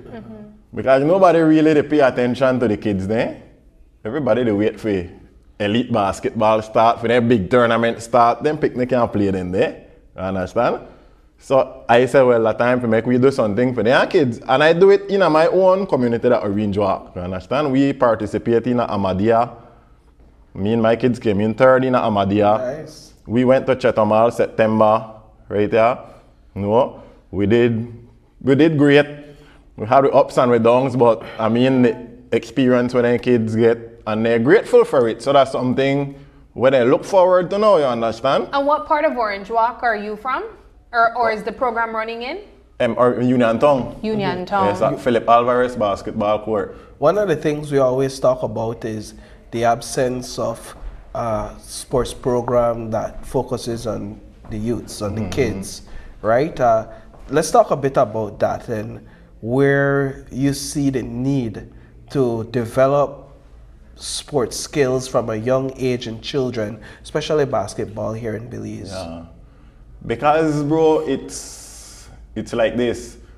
We usually wait until the kids are showing us raw talent, then we say that they have been developed, but the kids have not been developed. I mean, me personally, I never had the guidance like what I'm getting today. Well, what those kids are getting today, RSI may be probably one of the best basketball players, who knows, no? But they never started us at that age. So now that we do it, when our kids were 10 years old, turn 12 years old, then they play far away higher level of ball. And that's just 2 years. Yeah, you understand? And so brotherhood ballers, that was a program where we discover them, you know, we develop them, and then after that we have to dismiss them because then they have other, the world big out there. Yeah. And we know I keep them underneath. Me personally, I don't have opportunities out there for send kids there. But it's a mold that they can get yes, ma'am. to transition out there, which is equally important. When we think of just kindergarten, it's the same concept. I like how you say discover, develop, and dismiss. Yes, because you have to dismiss them. Yeah, you have to dismiss. You can't hold on to them forever. How have you seen the skills of this group that you've been working with develop as you've discovered them? Well, honestly, it's overwhelming because I have kids from, I made a deal with from 6 years old, some from 8 years old. Right now they done 10, some 12, you know. Some of them were done past that stage have to go play under 15. And like I say, it's a club, it's not just a team. So they have to move on, no? So when they finish with under 12, they go to under 15. Yeah. So the development not stop then. And then when they get dismissed, they get to a chance figure spread for their wings then. Because that they show that they're coachable. All right, Mr. Karkamo done teach you know the basics and the fundamentals what you need for defending yourself out there on the court. So now a coach could take on out and carry on over play for their team. We have 2 young ladies from Orange Walk where they go with a Cozumel. Because I have a female, Miss Jazara Pascual. She played on our male team, or under 15 team. And we took her with us to Cozumel. The team from Cozumel now wants her to play with them. Wow. Oh, wow. So when we go to Cozumel, she will be playing with the Cozumel team. She just ride it, you know? Yeah, she's out of brotherhood, but I mean, it's like I said, the development has already happened. Then people see it, so they appreciate it and they want her. So the opportunity is there, no? Yeah. So like the help, what we do need, whosoever willing to help we are helping us, you know, then they say where the assistance they go. Yeah. And you guys have another upcoming game right here, as you mentioned, yes, Cozumel. Yes, ma'am. Friday, well, actually we should be leaving tomorrow. Okay. Talk to us about the game that led to this, or the opportunity that led to these kids traveling to Cozumel. Well, I have some contacts, as I mentioned. I used to play basketball. I still play basketball, right? And well, I have some friends over Cozumel side where they usually send really like invitations and stuff when they have tournaments over there.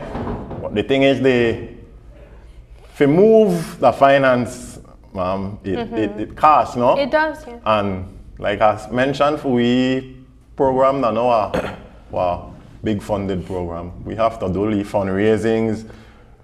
Me personally have to do out there the beg. Yeah. You know, and the people in Cross and make them Cozumel and Cozumel love that the ambition that we have for the game. Because when we carry 2 teams, we carry under 12 team and under 15. That 24 players in all, no? And I mean, when we go over there, we go play ball and we not quit no matter what. That's why I teach my kids, we play through it all, no? Because you have to be a good loser, you have to be a good winner. Yeah. So one of the things that you guys need is transportation to get there, yes? Oh, well, we already covered our transportation. Nice. We did a barbecue sale. Okay. The community came out and assisted us, no? Some people donate some chicken, some people donate things, no? And we raised enough to cover our transportation. The people are so kind enough to provide us with lodging, so they are giving us rooms to stay. Wonderful. Free of cost, no? They are assisting us with the ferry. So right now, basically, we are only left with our food budget to cover, no? Okay. Correct. we're already halfway to that, you know, so. What's the goal? Well, our goal for our budget for food is $3,000 we are looking at to be on the safe side now. Correct. Because Cozumel is a tourist area, it's not a like regular trip. Can't buy dollar tacos. Yeah. So the trip is already set. We are already on the portal, everything. We are already set to go there. Like I said, basically it's just the little balance for our food budget to meet now. Which is really doable. I think so. I think so. And I would want to encourage viewers and businesses out there to give to this wonderful initiative. How do people reach out to you? Well, we have a Facebook page, actually, Brotherhood Ballers Facebook page. We are already registered, but our bank account has not gone through yet because it takes a procedure, no? Understood. So if there is anyone out there that is willing to assist us, I mean, you can contact me on my number, 635-8556. I am Calbert Carcamo. I have a bank account, my personal bank account. If anyone wants to assist through that way, you know, it's transparent because, I mean, they can see what we will be doing with the finance or whatsoever they provide us with, no? Yeah. So as when they call you, you could give them that yes, sir. Yes, repeat sir. your number one more time. So that 635-8556. 635-8556. Well, Mr. Carcamo, this has been a wonderful pleasure. Yes. Thank you so much for allowing us to interact with you and learn a bit about what you are doing in Orange Walk, positively influencing the young people in your district, but also including other people and other youth from the country as well. Good luck to you guys. I hope you do well in Cozumel, and I also hope that you get the donations that you need. All the best. Thank you very much. And thanks to everyone watching. Thanks for all your support so far, everyone that supported, everyone that continues to support. No? All right. We truly appreciate you, and on the behalf of the Brotherhood Ballers, I want to thank Channel 5 for this awesome opportunity. Yeah, absolutely. You know? All right, we are going to take our final break now, and when we come back, it's all about driving support for the Rotary Club. Stay with us. We'll be right back.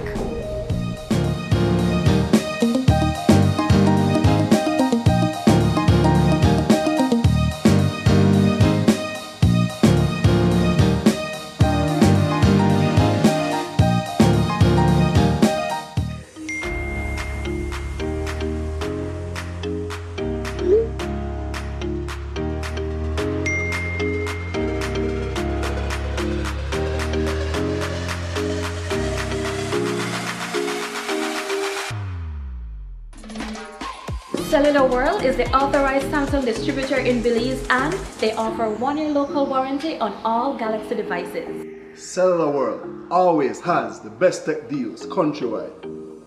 Get 3 or up to 7 years warranty on all Dell technologies because Cellular World is the authorized Dell partner here in Belize. Like these good folks, rush down to Cellular World for the best tech deals such as cell phones, TVs, tablets, speakers, business products, and so much more. Visit any of our stores in Belize City, Belmopan, San Pedro, and now in Orange Walk. Or shop via our virtual store through Facebook and Instagram. Or WhatsApp us at 615-5141 to find out more.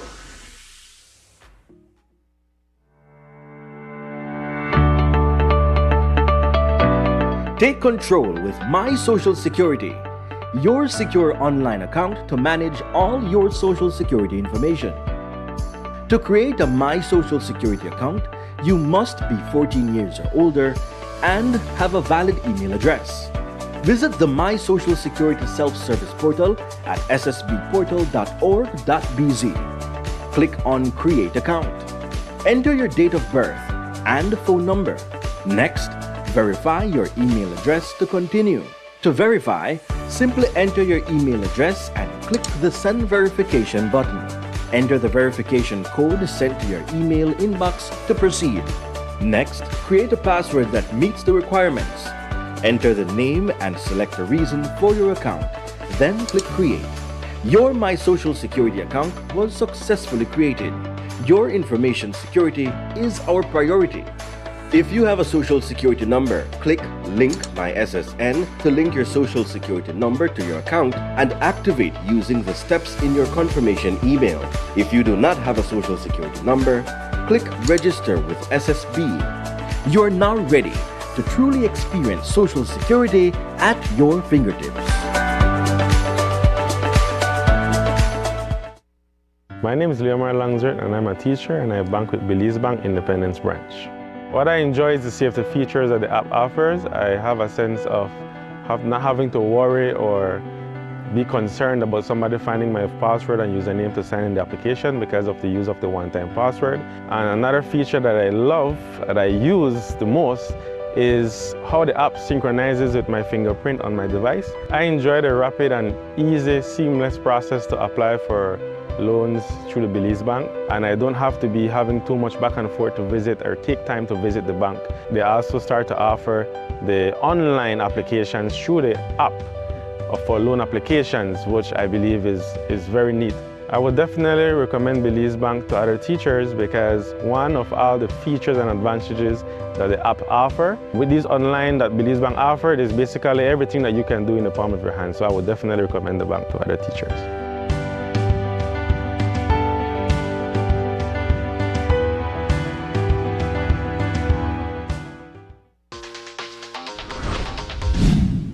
I'm connected. Yo. I'm connected. We're connected. Create the perfect broadband bundle that fits your style with Smart Connect. With the Junior Bundle, get 50% off your national calls and up to 6 gigabytes of data at no extra cost. Get postpaid added on for an additional cost of only $25 with the Prime Bundle. Stay connected with unlimited smart-to-smart calls plus 6,300 megabytes of data and free international minutes. For the family, get the Binge Watchers bundle with Netflix add-on for only $28.13 more. This bundle gives you 4 profiles with unlimited streaming on multiple devices. Visit a showroom near you to sign up and personalize your own bundle combination with Smart Connect. Smart, bringing people together.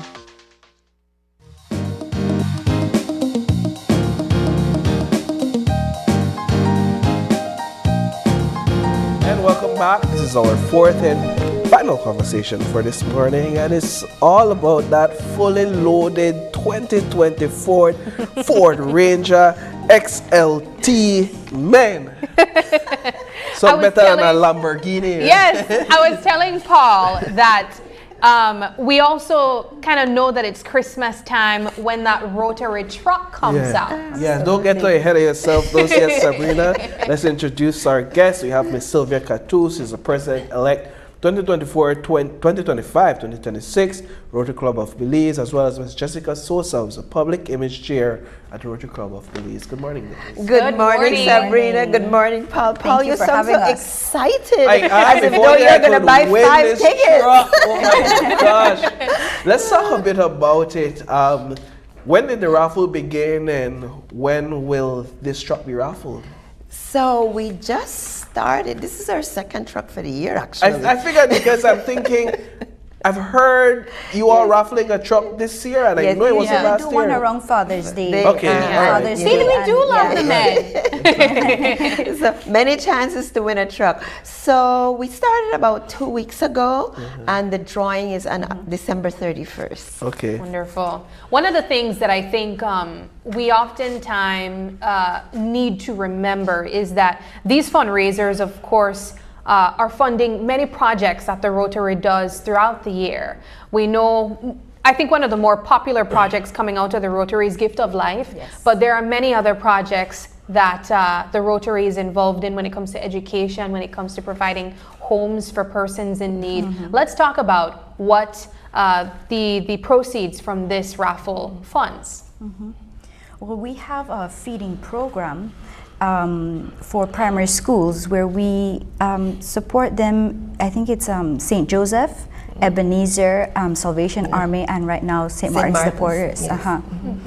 In fact, quite recently, we completely retrofitted the kitchen at Martin's. What happened is a businessman contacted us and they wanted to do something. And so they did not want it announced or publicized that they were doing this. And so we suggested the project and they completely retrofitted that kitchen. Wow. So I'm really interested in knowing how I could win this truck, right? So let's talk a bit about tickets and the cost and where I could get the tickets, full details. Okay. Sure. So you could buy a ticket from any member of the Rotary Club of Belize, so from us. You could also purchase a ticket from any of the 2 WhatsApp numbers that we have. So those are the Rotary WhatsApp numbers.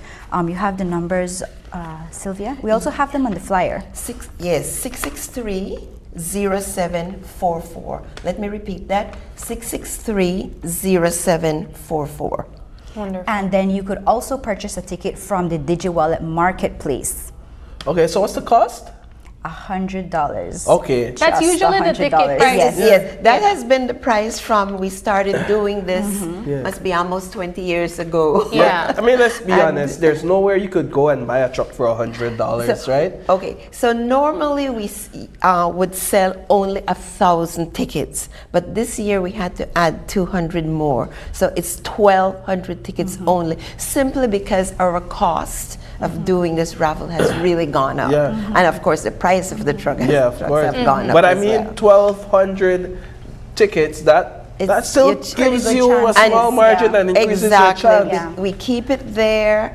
Our drawing is completely transparent. We do it live on Love FM. We have an auditor. Everybody can see us put every ticket into that barrel.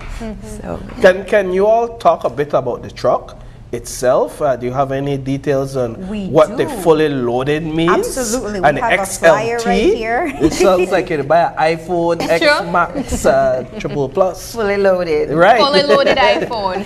Yes. Let's get some details about this fully loaded Ford, and it's 2024, right? Yes, it's a Ford Ranger XLT. So you're driving into the new year with a 2024 truck. Yes. Yes. You have Absolutely. the details? Yes. So in terms of performance, and we do have the flyer, a 2.0 what is this, liters, 4-cylinder bi-turbo diesel engine. So this offers performance. 4-cylinder diesel engine. 10-speed automatic transmission.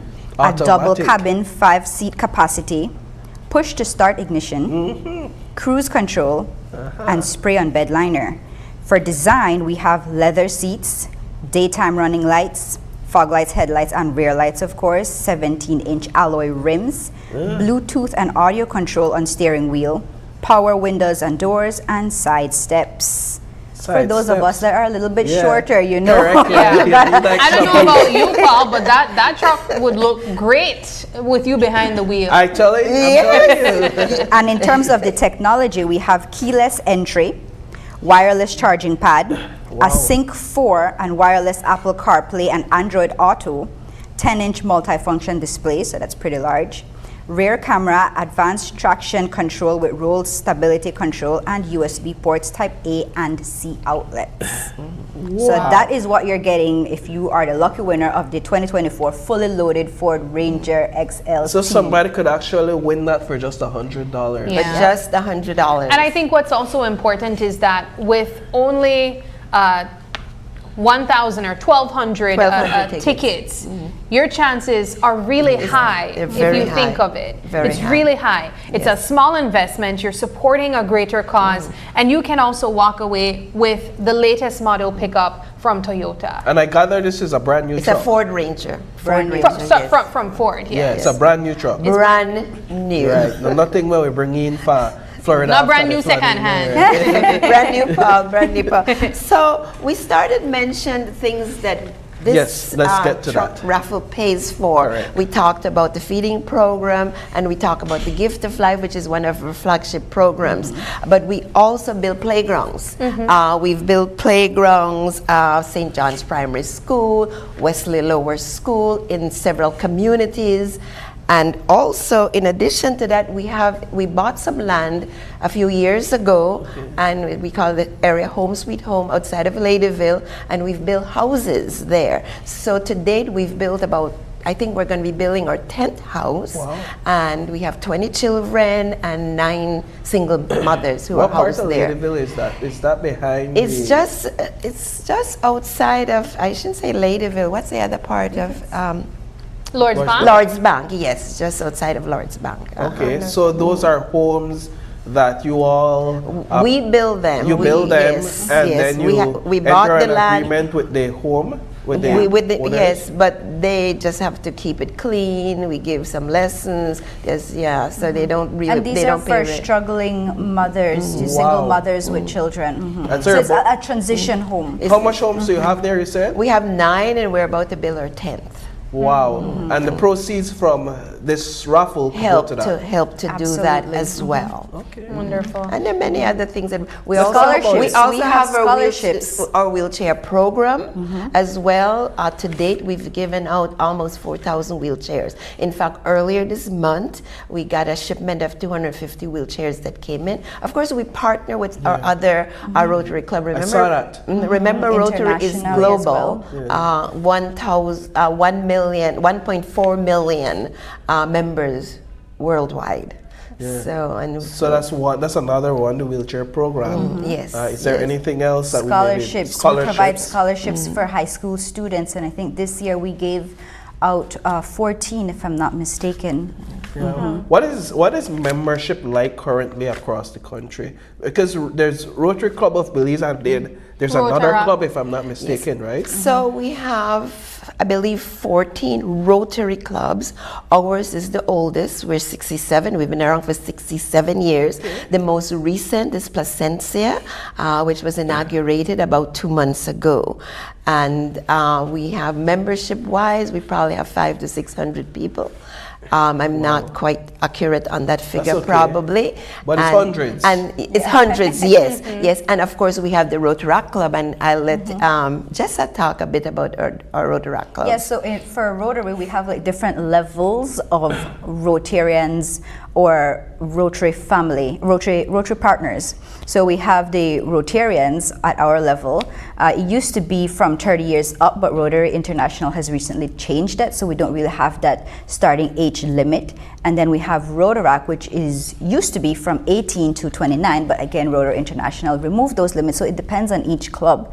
So, for example, the Rotaract Club of Belize City, theirs is, I think, from 18 to 35, so they increased their limit. And then we have Interact for high school students.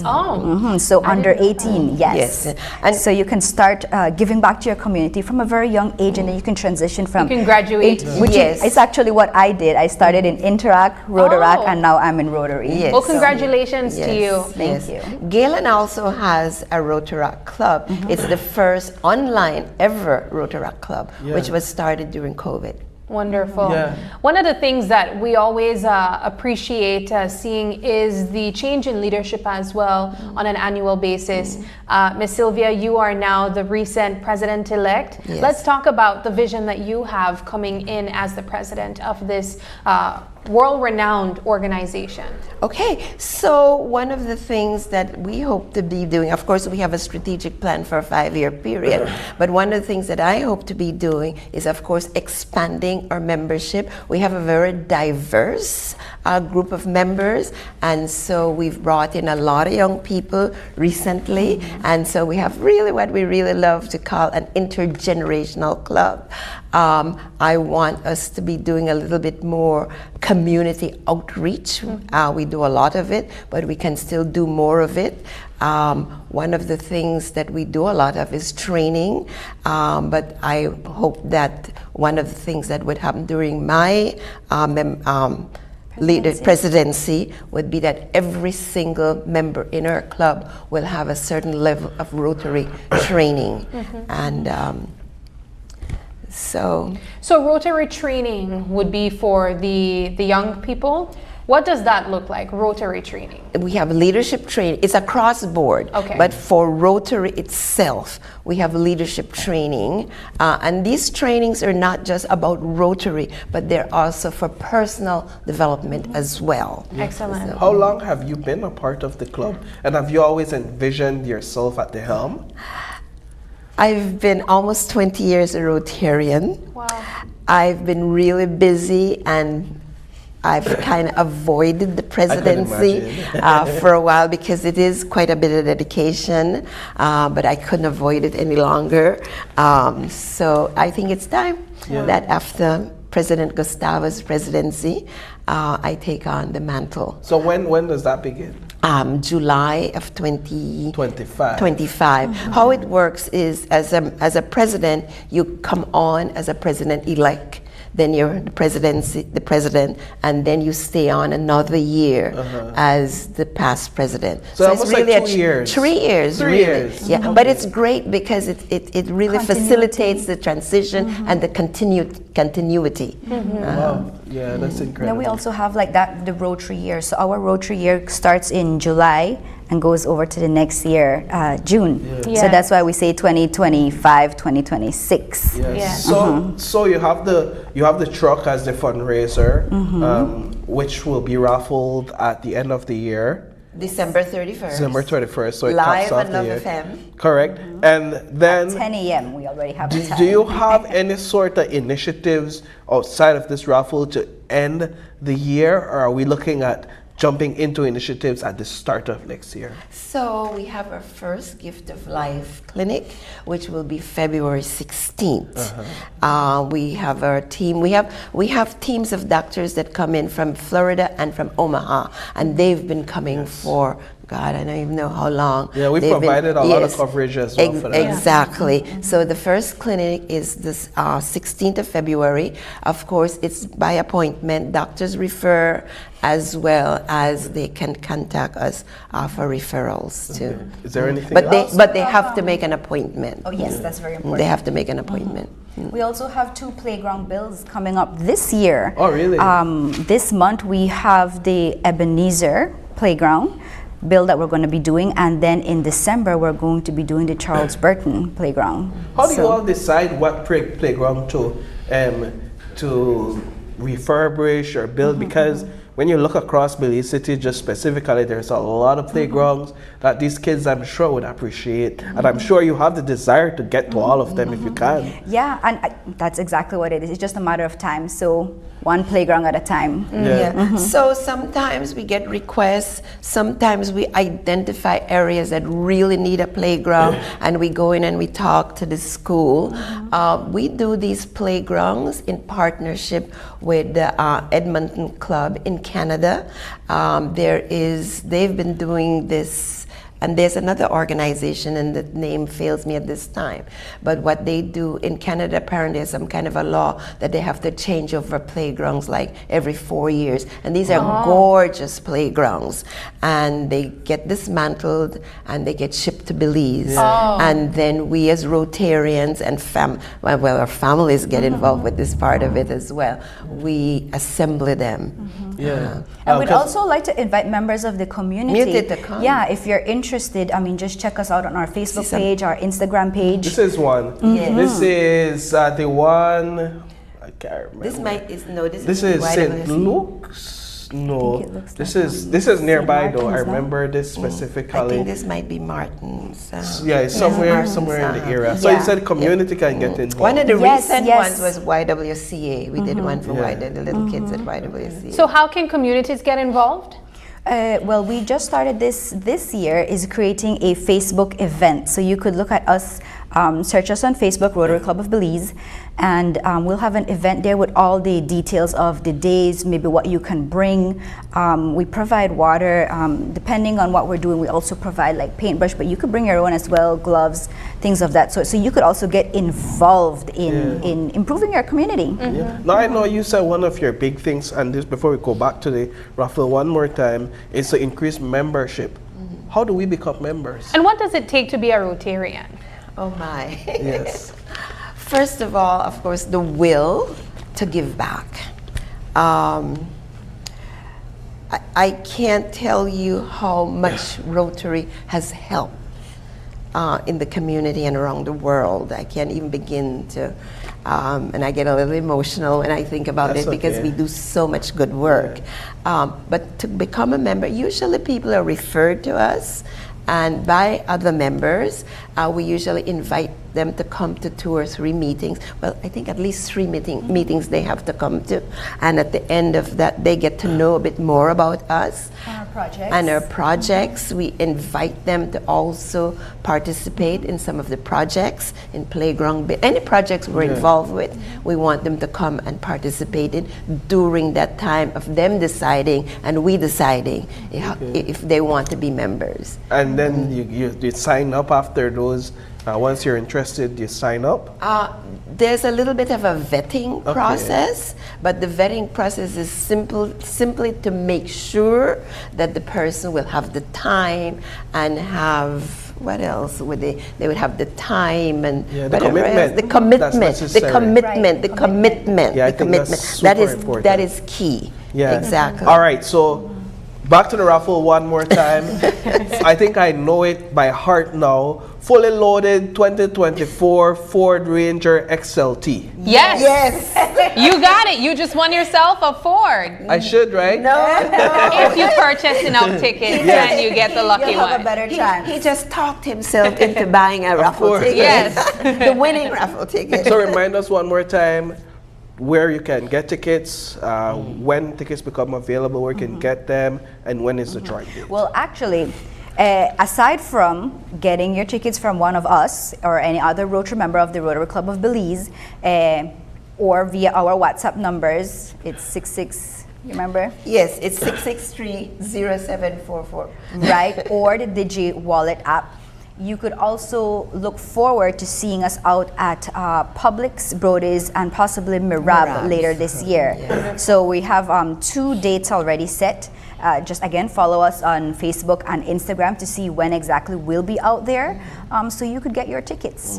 And if you don't have cash on hand, we also have our credit card machine. So if you have the card machine? Yes, if you're going out shopping and have the credit card you don't have cash on you, with us. You can't run away. And you see the numbers are on the screen for those interested. Right. Yes, absolutely. Right. And speaking of being excited, I just want to tell a very quick story. Last year, when one of our newer members was at Brody's, somebody came up to her and wanted to buy a ticket. And she said, I want you to know, as a child, I was a gift of life, patient, and now I'm a nurse. And yes, exactly. Yes, that motivated her to become. And those are the stories, right, that keep us working as Rotarians, those type of stories. Well, wonderful. Ladies, this has been an excellent conversation. Quite a great way to conclude this morning's show as well. We want to say thank you so much for joining us, and we can't wait to see who walks away with the newest Ford pickup. Drive away. Fully loaded. Drive away, yes. Hopefully it's you or maybe me. Thank you so much, and we wish you guys all the best. Thank you, Sabrina. Thank you, Paul. And that does it for this morning's show. We had a wonderful time, and we want to say a huge thank you to all of our guests who joined us this morning. It is November 20th, and if you're celebrating a birthday today, happy birthday to you. If you'd like to give a birthday shout out, or if you have any questions, comments, or concerns, you can send us an email at oie@channel5belize.com. And you could also catch us live every weekday morning right here on Facebook at Open Your Eyes BZ. As well as Instagram for behind the scenes contents at OIE Belize. Thank you so much for joining us, and please do us a favor and join us again tomorrow when you open your eyes. And start your morning right. Until then, keep your eyes, your mind, and your hearts open. Have a wonderful Wednesday.